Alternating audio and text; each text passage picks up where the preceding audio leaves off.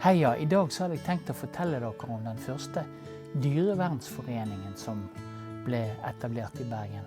Dette skjedde i 1862, og det var faktisk så mange som 152 menn som samlet seg i Arbeiderforeningens nye forsamlingslokale, og vedtok da lover som skulle gjelde for den bergenske forening for dyrevern. Og her var det jo masse fine folk som var med. Selveste politimesteren ledet an og ble formann. Politimesteren var Torbjørn Magelsen. Og stiftprost Birkeland var med som viseformann. Og både dyrlege Knudsen og overlege DC Danielsen fra museet var med i denne celebre forsamlingen. Dette var veldig inspirert egentlig av dyrevernsforeninger som har vokst frem andre steder.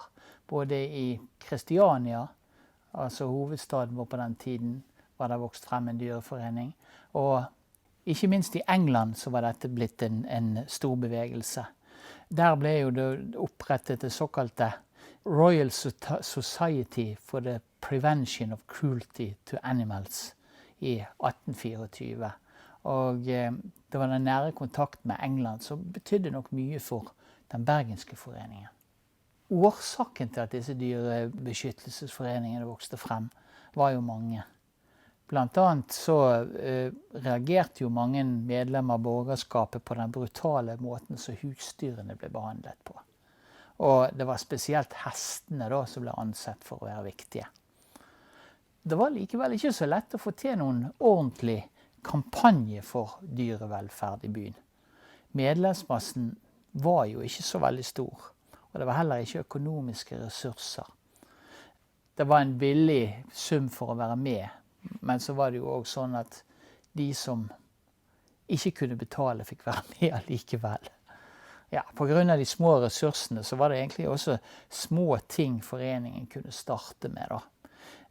I foreningens årsmelding fra 1862 står det at man av mangel på ressurser valgte å slå ned på at man solgte levende fisk på torget, som da kjøperen dro lidende gjennom gatene. Altså de slaktet ikke fisken, de hadde med seg levende hjem. Jeg vet ikke hvorfor, kanskje han var ekstra fersk eller noe sånt. Virkemidlene for å få slutt på dette var jo da oppslag i avisene.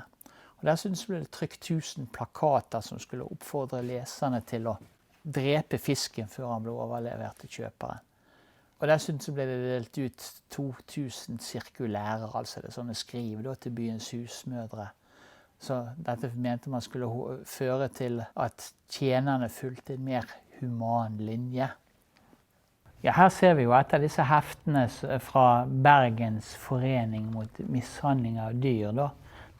Det er jo egentlig vakkert å lese efter hvert som sivilisasjonen skrider frem, og efter som underavdelingene tiltager i antall, forøkes også selskapets virksomhet. Det er jo vakkert formulert da. Og innsatsen så ut til å bære frukter da. Årsberetningen utgitt noen år senere noterer at skikken med å dra med seg levende fisk hjem var mer eller mindre. Den var ikke forsvunnet, men det var i hvert fall blitt veldig mye mindre. Men hestene var jo det som tok mest fokus da, og i de fleste dyrevernsbevegelser, også i Bergen. Disse ble jo selvfølgelig brukt både til plog og til tungtransport, og hestene ble ikke alltid godt behandlet. Flere tiltak ble derfor satt inn i løpet av foreningens første år. Blant annet så ble det plassert vannkar langs innfartsårene til byen, samt støpte jernplater med innskriften «Glem ikke at hesten trenger hvile». Det er jo litt flott da. Nye vanningsstasjoner ble jo også opprettet ved Kalandsvannet og ved Fana prestegård. Vannkarene som ble oppstilt på Fjøsanger derimot, de ble knabbet, stolte rett og slett.